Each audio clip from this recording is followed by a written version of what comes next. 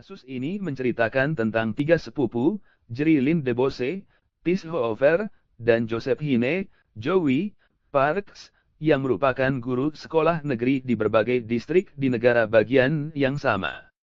Mereka bertemu selama liburan Natal untuk membahas evaluasi guru tengah tahun baru yang diterapkan oleh Departemen Pendidikan Negara Bagian.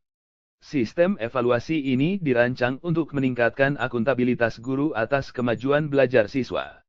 Sistem ini menggunakan kombinasi observasi oleh kepala sekolah dan guru utama, serta nilai tambah dari tes prestasi standar, untuk memberikan skor kepada guru dari 1 hingga 5. Ketiga sepupu itu memiliki pengalaman yang berbeda dengan sistem evaluasi ini. Mereka merasa penilaian ini terlalu subjektif, dan tidak mempertimbangkan faktor-faktor yang mempengaruhi kinerja guru. Mereka juga merasa bahwa sistem ini tidak memberikan umpan balik yang bermanfaat bagi guru. Cerita ini diakhiri dengan pertanyaan tentang bagaimana menciptakan sistem evaluasi guru yang adil dan akurat. Distrik perkotaan. Jerilyn, yang mengajar di sistem sekolah metropolitan, menghadapi tantangan dengan banyak siswa berpenghasilan rendah dan berbahasa pertama bukan Inggris. Sekolah-sekolah di distriknya berada di ambang pengambil alihan negara jika tidak ada perbaikan skor siswa. Distrik pinggiran kota. Tis, yang mengajar di sistem kabupaten yang didominasi oleh penduduk berpenghasilan tinggi, mendapatkan skor evaluasi yang cenderung lebih tinggi. Hal ini disebabkan oleh harapan yang lebih tinggi terhadap siswa dan pemilihan guru yang lebih selektif. Distrik pedesaan. Joey, yang mengajar di komunitas pedesaan dengan tingkat pengangguran tinggi dan persentase lulusan yang melanjutkan ke perguruan tinggi rendah, mendapatkan skor evaluasi yang cenderung lebih rendah. Hal ini dipengaruhi oleh hubungan pribadi antara kepala sekolah dan guru. Soalan yang muncul.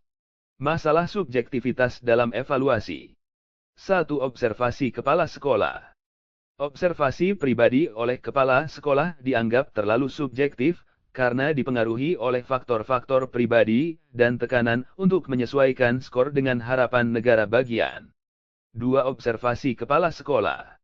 Observasi oleh guru utama dari luar distrik dianggap lebih objektif, tetapi nilainya hanya 30% dari total skor, sehingga kurang berpengaruh. 3. Penilaian berbasis tes. Penilaian berdasarkan peningkatan skor tes siswa juga dianggap tidak mencerminkan kemajuan belajar yang sebenarnya, terutama untuk siswa dengan bahasa pertama bukan Inggris. Soal 1. Apa yang Anda lihat sebagai kekuatan dan kelemahan utama dalam sistem kontrol umpan balik yang digunakan di sekolah-sekolah dalam skenario ini? Perubahan apa yang Anda rekomendasikan untuk mengatasi kelemahan tersebut? 2. Apakah sistem penilaian 1-5 oleh kepala sekolah dan guru utama merupakan bagian yang berharga dari sistem kontrol umpan balik untuk guru? Mengapa? 3. Bagaimana negara bagian dapat mengendalikan akurasi kepala sekolah yang melakukan evaluasi guru? Jelaskan. 1. Akuntabilitas guru. Sistem ini bertujuan untuk meningkatkan akuntabilitas guru dalam hal kemajuan belajar siswa. 2. Penilaian berbasis kriteria. Menggunakan kriteria yang ditetapkan oleh National Council for Teacher Quality memberikan standar yang diakui secara nasional. 3. Observasi oleh pihak ketiga. Observasi oleh guru utama dari luar distrik dapat memberikan perspektif yang lebih objektif. Kelemahan. 1. Subjektivitas evaluasi. Pengamatan oleh kepala sekolah dan guru utama dapat sangat subjektif dan dipengaruhi oleh faktor pribadi.